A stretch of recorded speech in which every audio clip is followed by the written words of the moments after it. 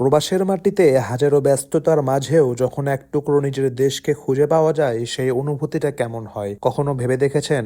আজকে আমি আপনাদের নিয়ে যাব মিশরের এক বিশেষ ছাত্রাবাসে, যেখানে শুধু পড়াশোনা নয়, সংস্কৃতি, ভ্রাতৃত্ব আর ইসলামের সৌন্দর্য একসাথে জীবন্ত হয়ে উঠেছে।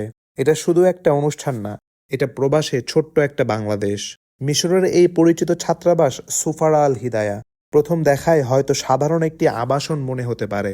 বিশেষ করে বাংলাদেশি ছাত্রদের উদ্যোগে নিয়মিত আয়োজন করা হয় বিভিন্ন সামাজিক ও সাংস্কৃতিক কার্যক্রম, যা প্রবাসের একাকিত্বকে অনেকটাই দূর করে দেয়।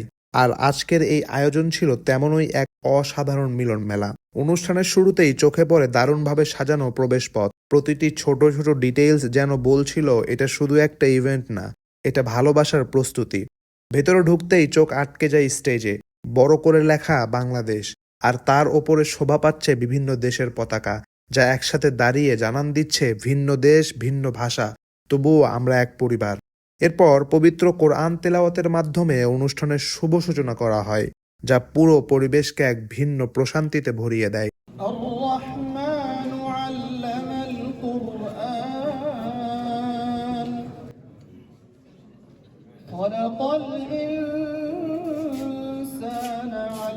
এরপর মঞ্চে আসেন একজন বাংলাদেশি উপস্থাপক, কিন্তু তার উপস্থিতিটা ছিল একেবারেই ব্যতিক্রম। লুঙ্গি আর গামছা, আমাদের গ্রামীণ জীবনের সবচেয়ে সহজ অথচ গর্বের প্রতীক। সেই পোশাকেই তিনি তুলে ধরলেন পুরো অনুষ্ঠান। প্রবাসের মাটিতে দাঁড়িয়ে নিজের সংস্কৃতি এভাবে উপস্থাপন করা সত্যিই ছিল গর্বের এক মুহূর্ত।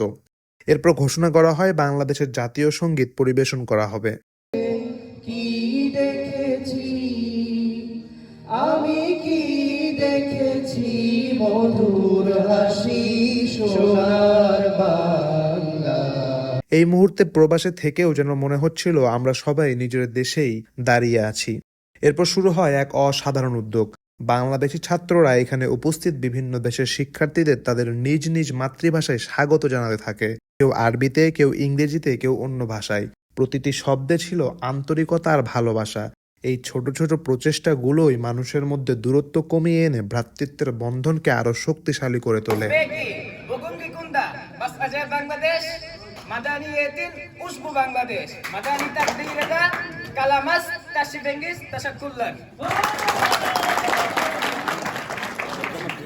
Senegal, Nagadab, Mansi Jamo, Yensi Jamo, New Democracy Bangladesh. سوريا، مساء الخير.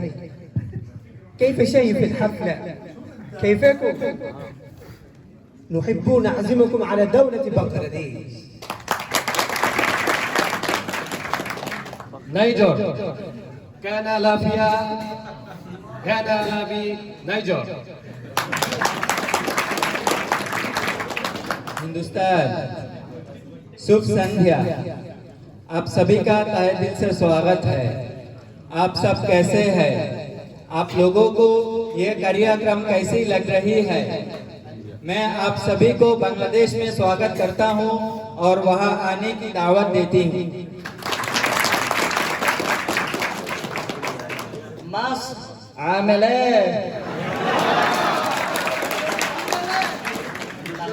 يوم مليان بهجة وسرور. شرف لي أكون معكم النهاردة. برحب بكم جدا في ليلة بنغلاديشية، وخلال الدقائق وليلة بس نسعد بالمشاركة. এরপর উপস্থাপক আবার ফিরে আসেন, তবে এবারে একটা ভিন্ন রূপে। বাংলাদেশের পাহাড় জনগোষ্ঠীর ঐতিহ্যবাহী পোশাকে তিনি তুলে ধরেন আমাদের বৈচিত্র্যময় সংস্কৃতির আরেকটি দিক। পাশাপাশি স্ক্রিনে প্রদর্শিত হয় পাহাড়ি জনগোষ্ঠীর জীবনধারা, উৎসব আর ঐতিহ্য, যা আমাদের মনে করিয়ে দেয় বাংলাদেশ শুধু এক রঙা নয়, এখানে বহু সংস্কৃতির এক অপূর্ব মিশ্রণ। এরপর শুরু হয় বাংলাদেশের ওপর একটি প্রামাণ্যচিত্র। সবুজে ঘেরা গ্রাম, নদীর বুকে নৌকা, পাহাড়, সমুদ্র, প্রকৃতির এক অপার সৌন্দর্য।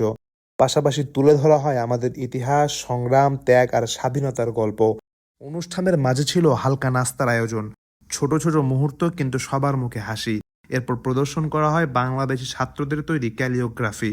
প্রতিটি কাজই ছিল নিখুঁত পরিশ্রম আর শিল্পের ছোঁয়া, যা উপস্থিত সবাইকে মুগ্ধ করে দেয়। এরপর মঞ্চে আসে একটি বাস্তবধর্মী নাটিকা, যা শুরুতেই দর্শকদের দৃষ্টি আকর্ষণ করে ফেলে।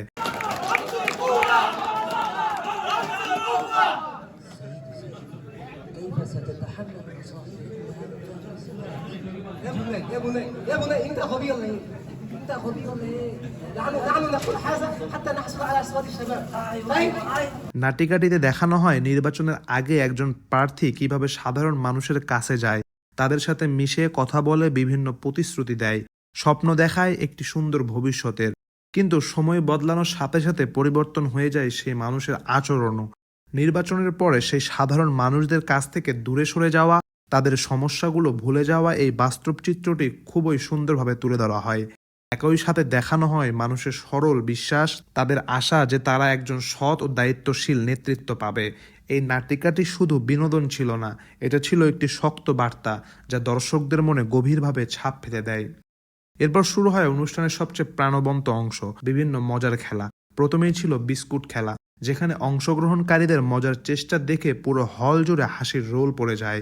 ছোট্ট একটি খেলা, কিন্তু আনন্দটা ছিল অসীম। এরপর আয়োজন করা হয় আরেকটি চ্যালেঞ্জিং গেম। পানি ভর্তি একটি মগের ভেতর ফেলে দেওয়া হয় একটি কমলা, আর সেটিকে তুলতে হবে এমনভাবে যেন এক ফোঁটা পানিও বাইরে না পড়ে।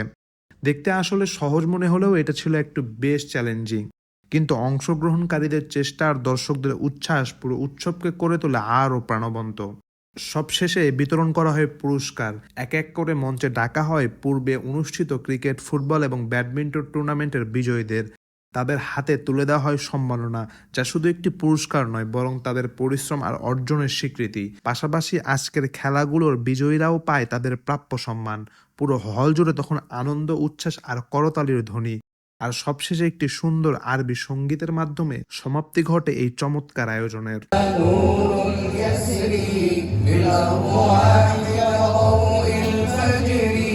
في ظل الأزهار قد نشأت هي نهر من خير يجري